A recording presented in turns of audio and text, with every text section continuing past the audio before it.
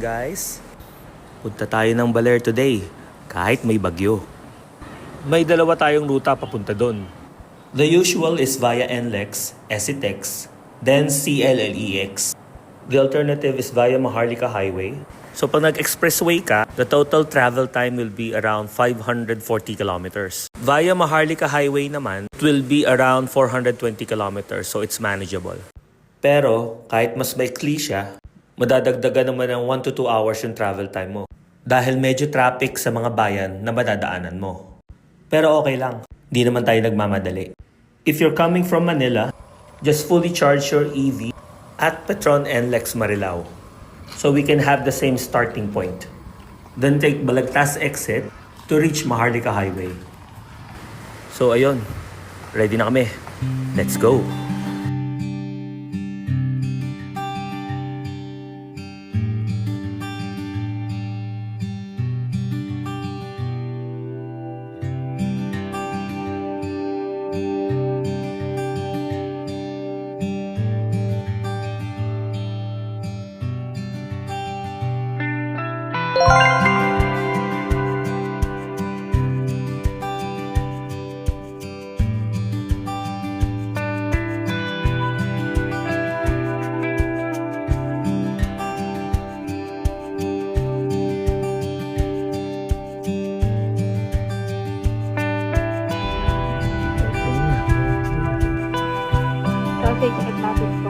Sumacab South is in Cabanatuan City, in the province of Nueva Ecija.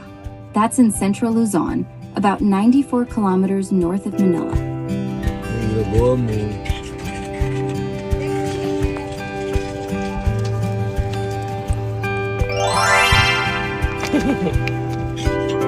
Okay, so tapos na kami sa aming maikling break. 3 hours away pa rin tayo sa ating destination, so let's go!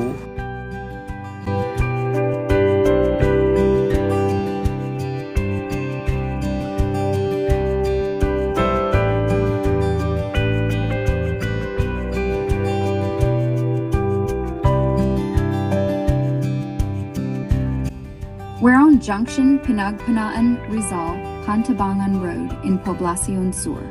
It's about 7:36 in the morning. We're about 158 kilometers from Manila. Driving times around 2.5 to 3 hours depending on traffic.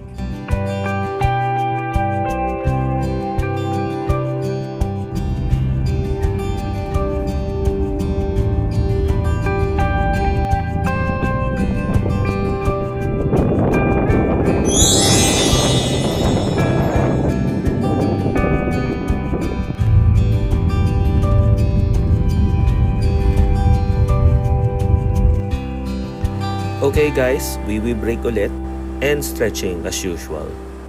We already consumed 25% of our battery and averaging 6.6 kilometers per kilowatt hour.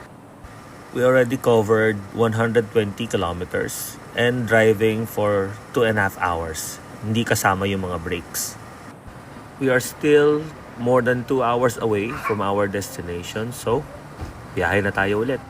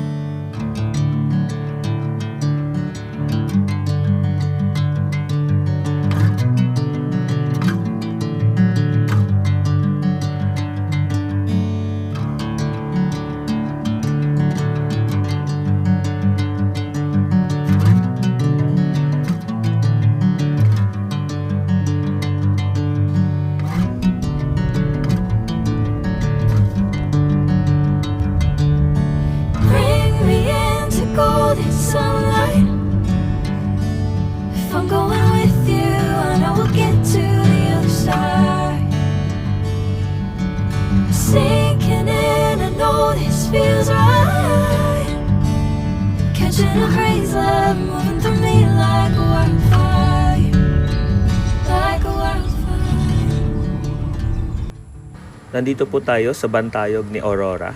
Siya po yung asawa ni Manuel L. Quezon.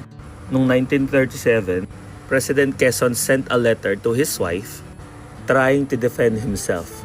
Dahil nagagalit si Aurora kasi chick boy daw kasi si Pres.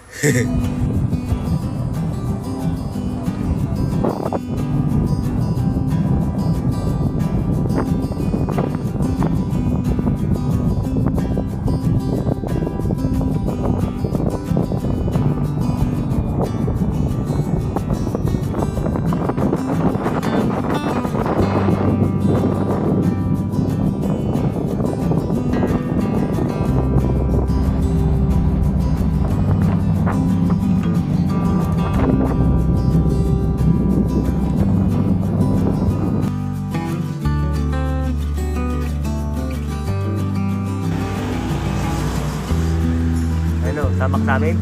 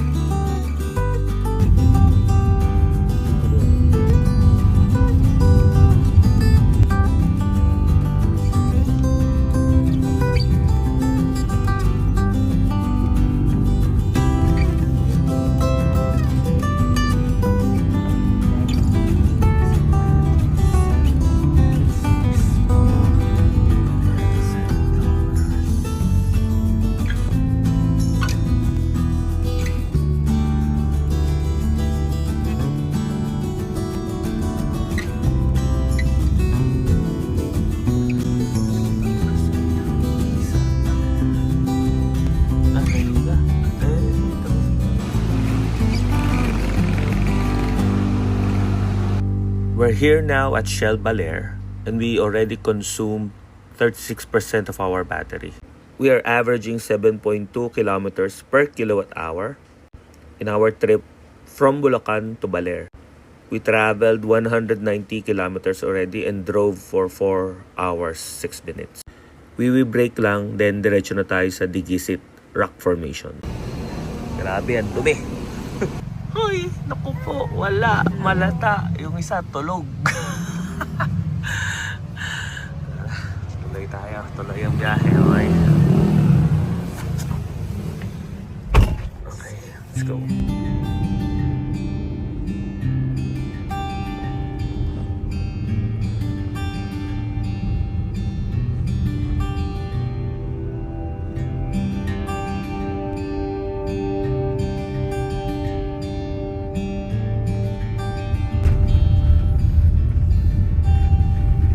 Babakuran ito. Babakuran ito. Ito po ang dati.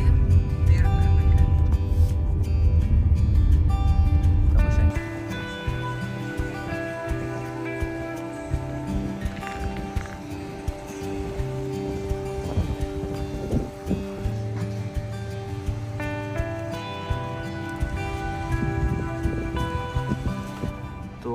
Kilometers, 4 hours, 30 minutes. Dito kami ngayon sa anong lugar to? Divisit Rock Formation. Yan, nice. Ito yan. Nice, ganda.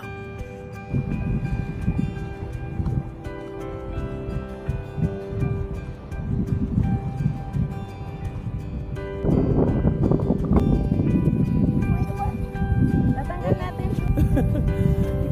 Tikot.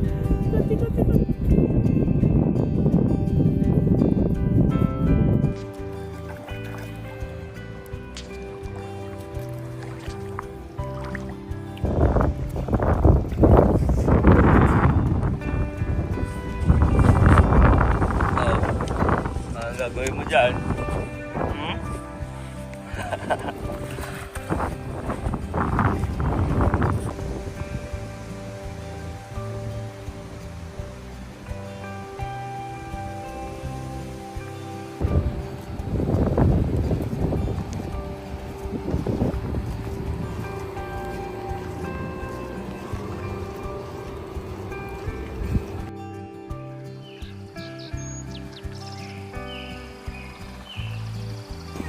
Quick stop muna sa palengke to buy dried fish and sukang tuba. Tayo ng mga daing. Sarap. Bye ka. Yan ka sa Frank. Saktong-sakto, hindi mga ngamoy.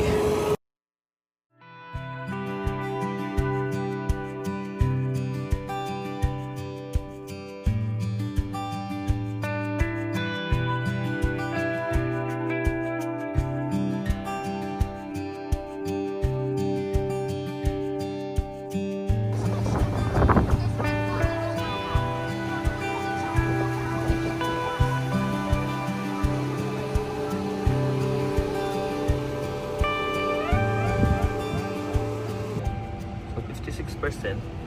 Nandito na kami sa may Costa Pacifica Hotels and Resort. So magla-lunch na kami dito. So uwi na kami.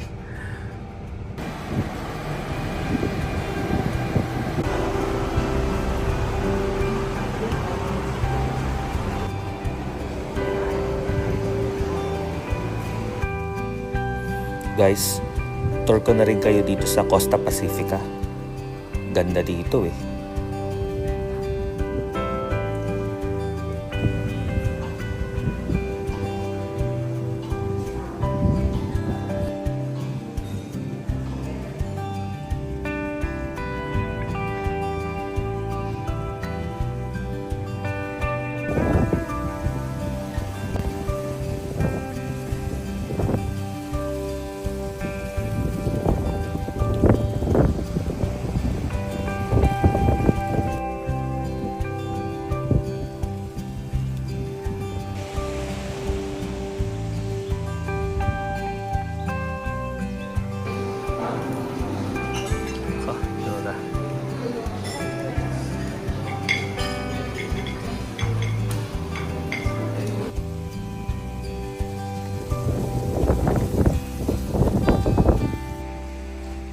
Sobrang payapa dito sa beach at halos walang tao. Dahil siguro Sunday ngayon at higit sa lahat, may bagyo. Pero dito wala.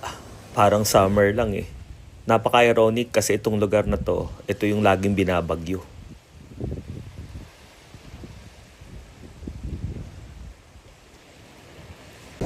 Anyhow, tapos na kaming mag-lunch. Gusto pa sana ng bunso namin na mag-swimming, kaya lang sobrang init dito. Tsaka para di kami masyadong gabihin. Kaya uwi na rin kami maya-maya.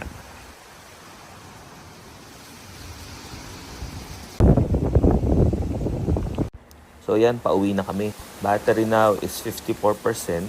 Pag nag-expressway kami, 4% na lang daw yung matitira sa battery namin.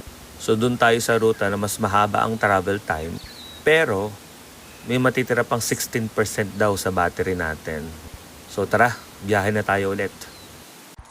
Time check, it's 1:30 PM na. Bili lang kami ng Coco Jam at Suman dito sa Pasitas bago umuwi. Note ko lang din na walang AC mobility charger dito sa Baler. So medyo challenging siya, especially if you have shorter range than this Tesla. At first glance, mukhang manageable yung 420 kilometers na balikan. Pero since tatagusin mo yung Sierra Madre, malakas siyang umubos ng battery. Iba yung range natin pag flat yung kalsada at syempre iba pag akyatan. So maging conservative tayo sa pag-estimate ng range ng mga EVs natin. Meron akong isang nakita sa Solarios na app pero I'm not sure kung gumagana yun. Siguro confirm nyo muna dun sa hotel before coming here para sure na makauwi kayo.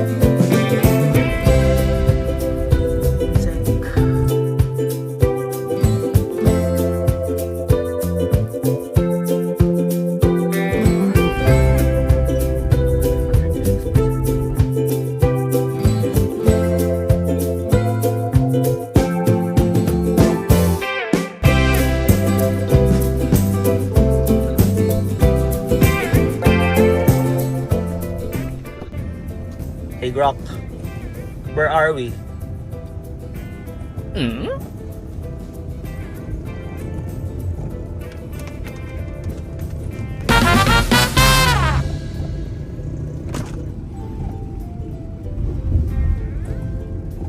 Bigla nagkaroon ng laman, no? Kanina walang tubig dito, di ba? Panaan Rizal, Pantabangan Road, Poblacion Norte tayo ngayon. May kailangan ka ba? Gaano pa tayo kalayo sa Manila? Mga 125 kilometro pa tayo papuntang Manila. Kung Aabot. magmamaneho, Magmamaneho ako. Anong gagawin? Maglalakad. hindi ko gets. Magmamaneho ka ba o maglalakad? Pag namamaneho, Clarify mo syempre. naman. Siguro po. Hey, Grok. Anong simbahan tong nasa kanan ko?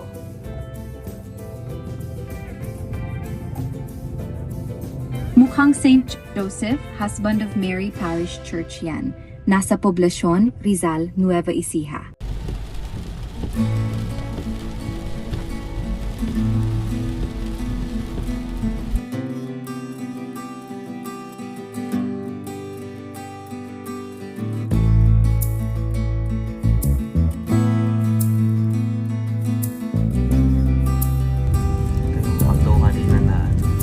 Walang sausage baka ba?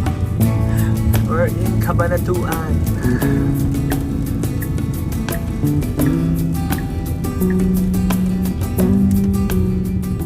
Nasaan na tayo? Kapan. Nasa Maharlika Highway, Sumakab Norte tayo. Mga 4:42 ng hapon na.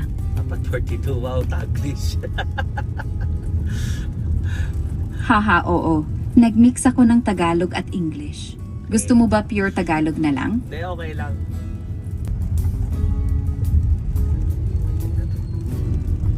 Sana matayo na para may charger dyan.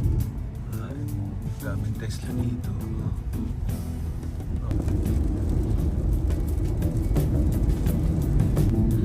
May magpanood ng 14%.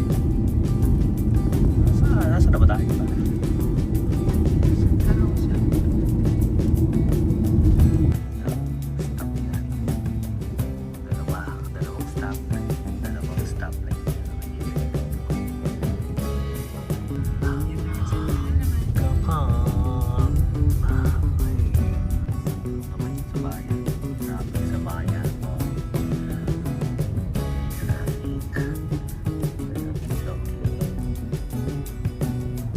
Walter Mart Gapan. Tayo. 24%. Okay. Robinsons Gapan. Sa Gapan, malalalim ang lubak at may baha. Hindi ako doon sa kanan, hindi kita yung ano. Hindi kita kung may lubak. Digo? Diba?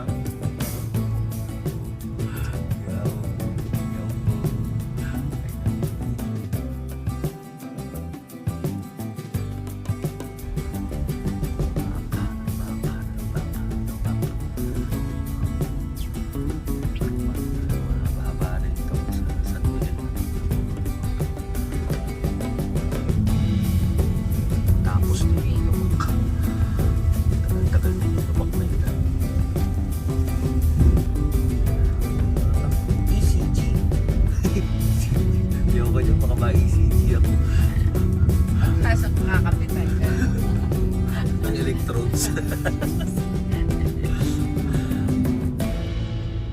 Driving with 14% battery, 30 kilometers per minute.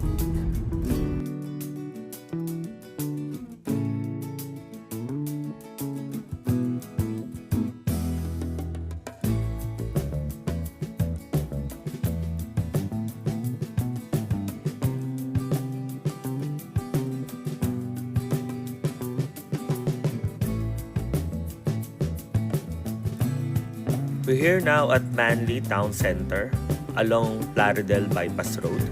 Drive-thru lang kami ng dinner namin. And karaoke muna while waiting for our takeout. Siya nga pala, you can charge at BYD Baliwag kung pauwi kayo ng Manila.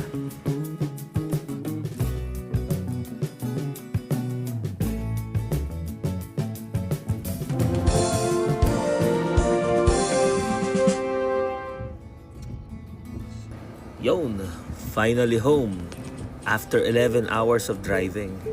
Thank you Lord sa napakagandang weather while we're there in Baler. At kahit napakalakas ng ulan on our way here, nakauwi pa rin kami ng maayos. For this entire trip, we averaged 154.8 watt-hour per kilometer or 6.4 kilometers per kilowatt-hour, which is almost the same consumption as yung Baguio trip namin. We left our home this morning with 99% charge at nakauwi kami na may 12% charge pa, which is still good for another 66 kilometers of travel. Wish ko lang sana in the future na magkaroon ng mga proper charging stations sa Baler dahil napakarami pang lugar na pwedeng puntahan after ng Baler, like Kasapsapan, Dinadyawan, Kasiguran, yun. Kaya lang medyo malalayo na yun at ilang bundok yung aakitin mo bago makapunta doon. So, kailangan mo talaga ng matindi-tinding charger. So, ayun lang guys. Maraming salamat sa panonood. And if you haven't subscribed yet, please subscribe naman. Again, thank you so much and see you on the next one.